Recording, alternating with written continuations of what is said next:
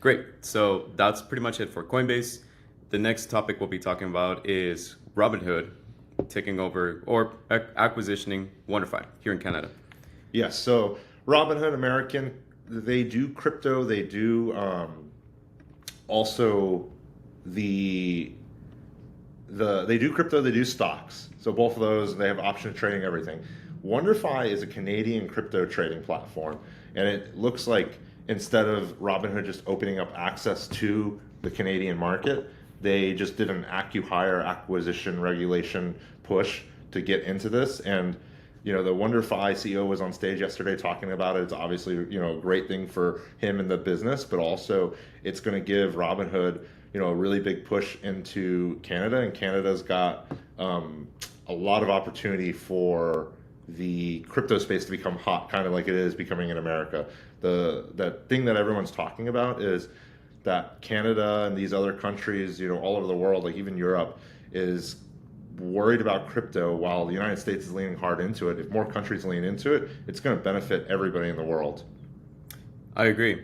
I'm trying to look right now in the app. What was the event that I forgot his name, but the CEO of WonderFi, I can't remember his name. he was on main stage in Consensus, and I was there. But it was him and two other people. One who was doing the interview and the CEO himself. Yeah, so he had actually a big week today because his daughter turned 1 year old, and now the company got acquisition. So he's having a crazy hell of a week, which good for him. I think that's the dream most of us founders want to be in some point. So very, very excited for Robinhood, very excited for WonderFi on that regard. Yeah. Now I think the important part is crypto in Canada is going to have a lot of financial backing. There's going to be a lot of noise for it. There's a new prime minister that seems much more friendly to crypto. And I think the big push is going to be getting more countries all over the world to really adopt crypto in a strong way. Yeah, so the founder and CEO is Dean Skirka.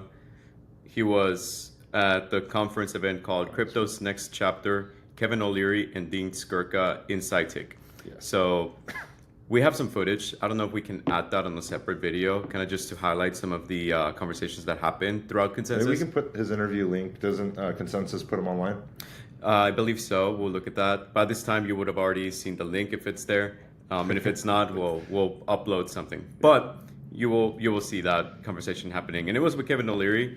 Here in Canada, seeing Kevin O'Leary in person, it was kind of surreal. And, him and Leon and I have both different opinions about Kevin O'Leary or Shark Tank as a whole, but Kevin O'Leary is very well spoken.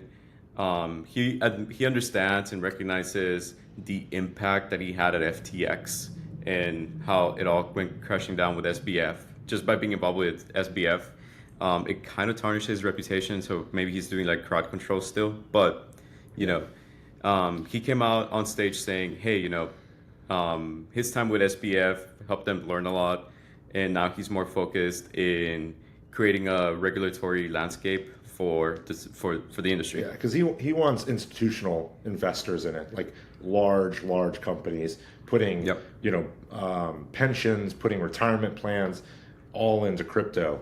And to do that, you do need regulation. You need frameworks. Yep.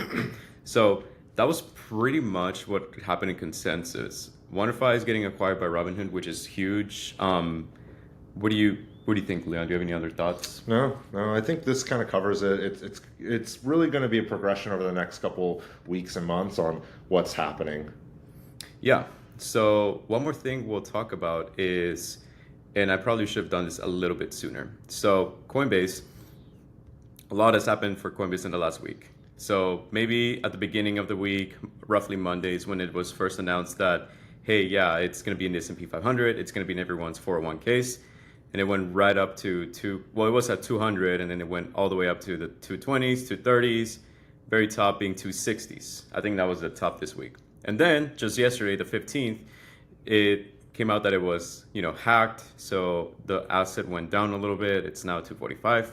Well, it was for a couple of hours throughout the day for the most part. And then just today, Friday, Eastern time, 10:21 a.m., it's back almost at the all-time high. So polarizing thoughts almost throughout the week, mostly bullish, but pretty excited to see this all happening, all this coming down. Yeah, so that's as far as the story.